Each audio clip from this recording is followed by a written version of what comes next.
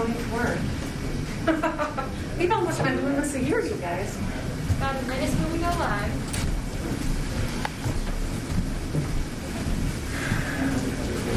I've been in the light. Oh, The nice. real turned and sassy. Hello. Hi, how are you? Good to see you. It's been a while. I've seen the new fancy version of it. Oh, you haven't been in I've been here? here since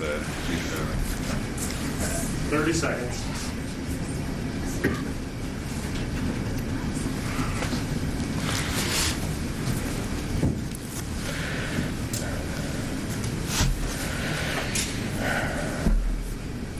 $15. 10, 9, 8, 7, 6.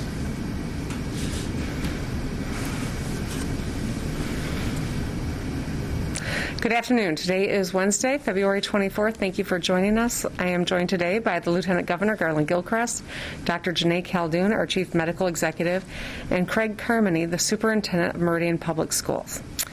As the national vaccine rollout keeps chugging along, we are making steady progress toward our goal of equitably vaccinating 70% of Michiganders ages 16 and up. To date, we have administered 1,942,759 vaccines. Michigan is 9th nationwide for total vaccines administered, and our case count and positivity rates remain among the lowest in the country. Our target remains equitably distributing at least 50,000 shots per day, a metric that we have met for 13 days, including 5 days where we were above 60,000 doses. As of today, several groups of frontline workers, including pre-K through 12, educators, and all Michigan residents over 65 are eligible for the vaccine. Millions of families have been touched by this deadly virus, and we will not rest as we work to get second shots in arms while prioritizing our frontline workers, educators, our veterans, and seniors. Over the weekend, the American death toll hit a grim milestone, surpassing 500,000 Americans. It's 500,000 Americans. It's staggering. It matches the loss of life felt during World War II, the Korean War, and Vietnam combined. Hundreds of times more than the number of stars that we can see in the night sky. Think about this, it's enough to fill the big house in Ann Arbor 5 times over. We've lost over 15,000 Michiganders to COVID-19. If we took 1 minute of silence to recognize each life, it would last 10 days, 16 hours, and 2 minutes of silence. So while the vaccine rollout continues and our lives slowly start returning to normal, it is important that we remember what the cost has been and why it's so important we stay vigilant. Here in Michigan, we will continue to work toward meeting our vaccination goals so that we can protect public health, put people back to work, and get our kids back in school. To meet this metric, we must pass the Michigan COVID Recovery Plan. It spends over $5 billion that has already been appropriated to us in a bipartisan bill that was signed by Donald Trump in December. If the legislature does not act, the $2 per hour wage increase for direct care workers will expire this Sunday. And the plan includes $1.7 billion that goes directly to our schools to help them meet the March 1st in-person learning target, to provide additional support to students, and rapidly ramp up testing. The urgency to pass this plan couldn't be higher. We need 3 to 4 million Binax antigen tests every single month to effectively open schools, to track the variants, and to protect students, staff, and teachers. These tests have been an essential tool to re-engaging our economy and getting us back to normal sooner. We have been forced to delay critical lab enhancements just to keep up with Michigan's testing needs. And if the legislature does not act to pass the recovery plan, Michigan will not be able to keep up with the testing demand from students, student athletes, school staff, and teachers for much longer. We need the legislature to do their job and pass the COVID recovery plan so we can keep purchasing these critical antigen tests. We can't spend money to test people and ramp up vaccinations if we don't have it. But think about all the people who wanted to re-engage school sports. They're counting on us to have these tests so that they can continue doing that and stay safe in doing it. All the people who want to re-engage in-person learning. This is crucial to that. Anyone who wants to visit a loved one in a nursing home, this is an important piece of doing that. I introduced the plan nearly a month ago, and I look forward to passing it so that we can support small businesses, put people back to work, and send our kids back to school. Now, that last piece is what we're going to focus on today in this press conference. It's a topic on all of our minds. 7 weeks ago, I stood here and set a goal of having every public school in Michigan provide an in-learning option by March 1. As of today, 83% of school districts are currently back in person, according to the report from our research partners at EPIC, and 97% of school districts will be back in person in one way or another by March 1. So today, I want to explain why having in-person learning is so crucial, and I want to walk through fact-based, data-driven approach that we are taking to ensure schools can reopen for in-person learning by March 1 without compromising the health of our students, staff, teachers, and everyone in our school ecosystem. Why is in-person learning so critical? Well, from my personal experience as a parent, watching my own daughter and her classmates miss out on so much, I can see every day why it's critical. Schools are cornerstones of healthy, vibrant communities. In addition to academic achievement, a school environment provides social and emotional skills that are foundational to our kids' development. These qualitative aspects of childhood are difficult to develop without peer-to-peer interaction. For young children especially, face-to-face learning is critical. And while some students and families have been successful with distance learning, far too many have struggled. A significant loss of classroom hours and instruction time have long-term consequences on a child's long-term development. And right now, tens of thousands of vulnerable children in Michigan risk falling through the cracks and staying stuck behind unless we made concerted efforts to catch them up. In addition to the clear academic consequences, there have been disheartening impacts on our children's mental and physical health since their lives were upended in March. According to data from the CDC, anxiety and depression rates are up, and child immunization rates are down. Schools are often the first place that children receive a vision and hearing screening to quickly address some of the most basic barriers to learning, both services that have been on pause during remote learning. Staff who are especially trained to detect and address child abuse and neglect are unable to do so remotely. So there are consequences on that front as well. Without schools, our economy is hamstrung. Working families have been spread too thin over the past year, often taking on the roles of parent, teacher, and employee all at the same time. It's just not sustainable. Parents rely on schools as places for their children to learn while they're working inside and outside their homes. Some parents have had to make the difficult decision to step away from the workforce and care for their children and support virtual learning. Overwhelming data shows that this burden is felt and is falling predominantly on women who are stepping out of the workforce because of the lack of in-person school and child care options. The massive job losses amidst the ongoing economic downturn have forced 2.4 million women, disproportionately women of color, out of the workforce since last February. To help working families, we're also taking steps to reopen child care and expand child care programs. Since last April, we've provided grants to over 6,500 child care providers. We're vaccinating child care professionals, and I proposed $370 million investment in the budget to make child care low or no cost for 150,000 Michigan families. And yesterday, my administration, the Early Childhood Investment Incorporation, and the W.K. Kellogg Foundation announced the establishment of a $6 million Child Care Innovation Fund to fund pioneering solutions for working families.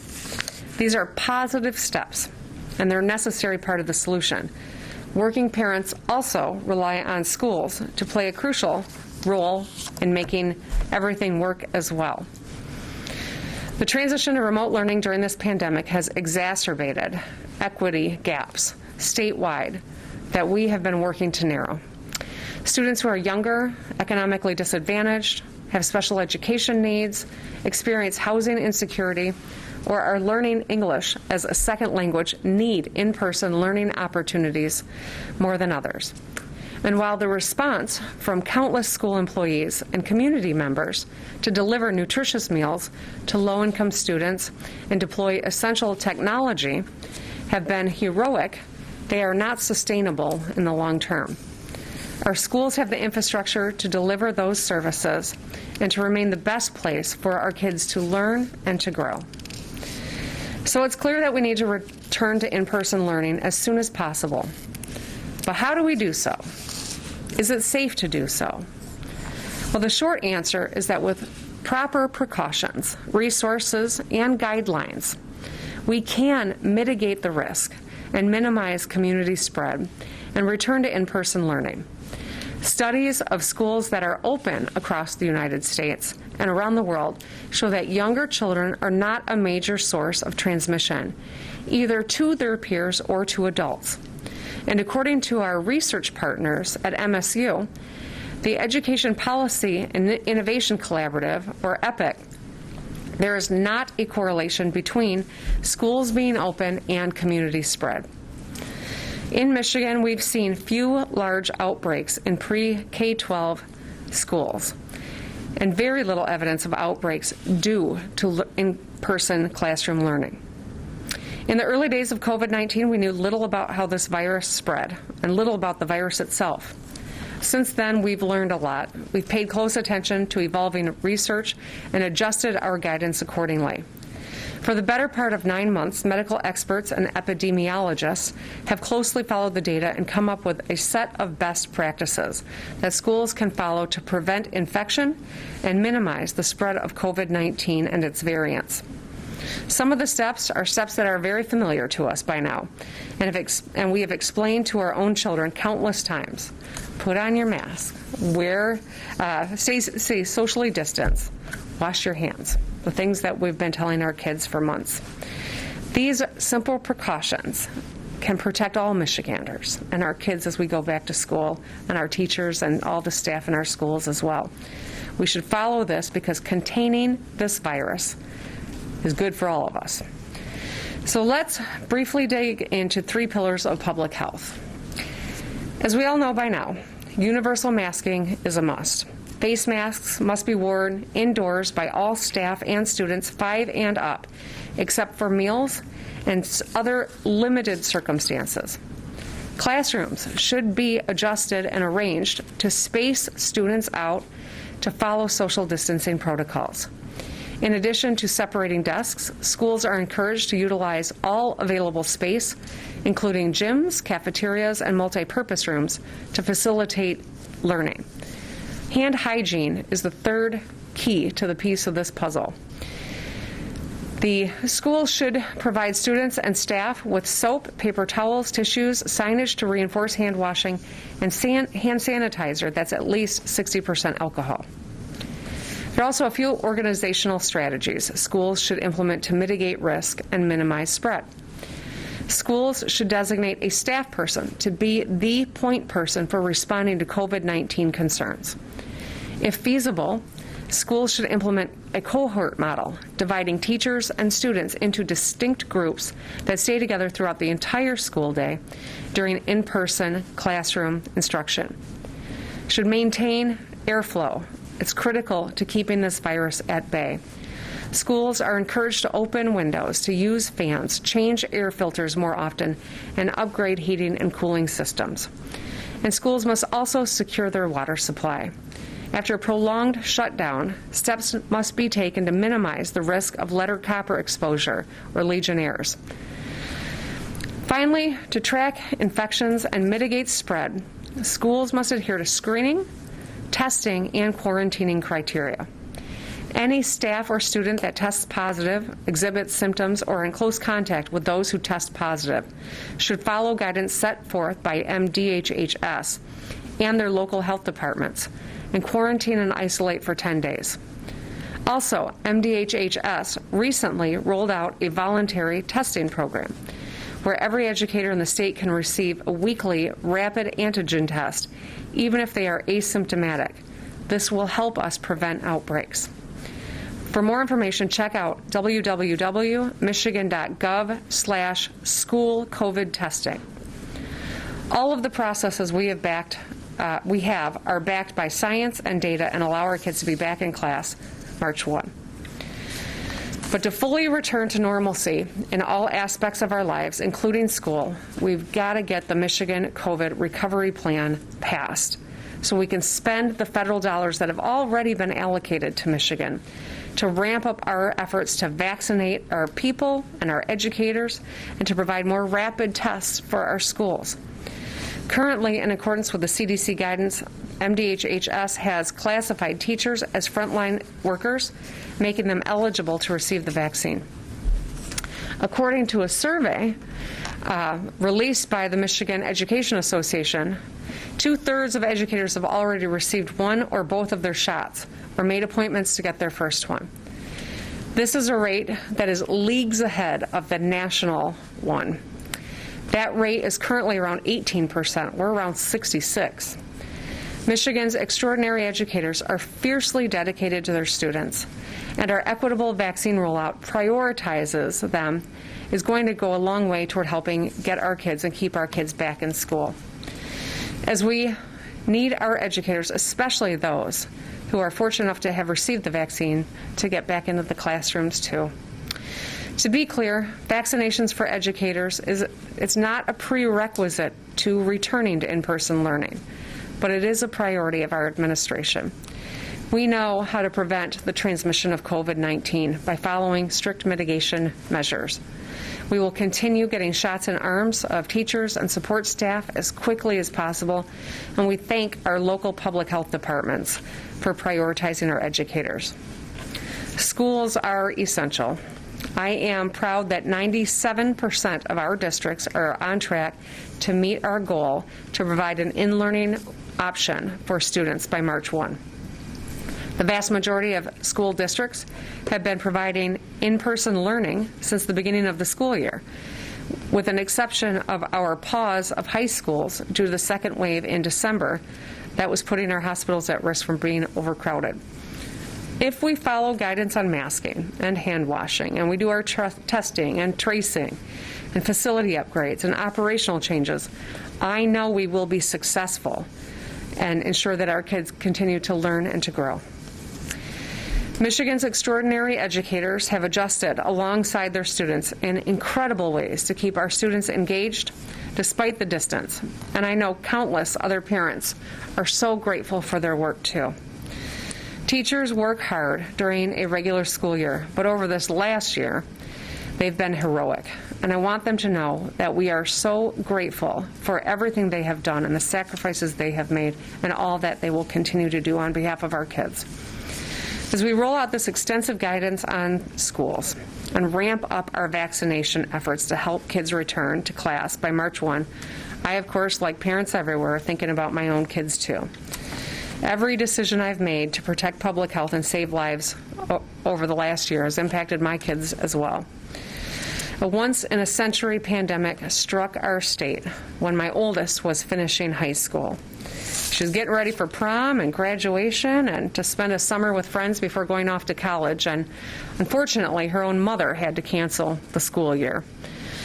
Now she's finishing up her freshman year in college, but living at home doing it.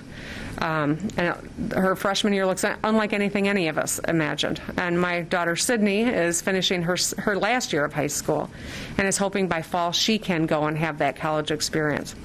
I want that not just for my kids, but for all of yours, for everyone in the state, to be able to get back to some normalcy. We are headed in the right direction. We've got to grit our teeth and keep doing the work. Every decision around schools feels personal because it is personal when we're talking about our kids. We all want what's best for them. By opening up some in-person instruction by March 1, we can ensure that our kids continue to chase their potential, getting our kids in class, protecting public health, and alleviating the burden on working families.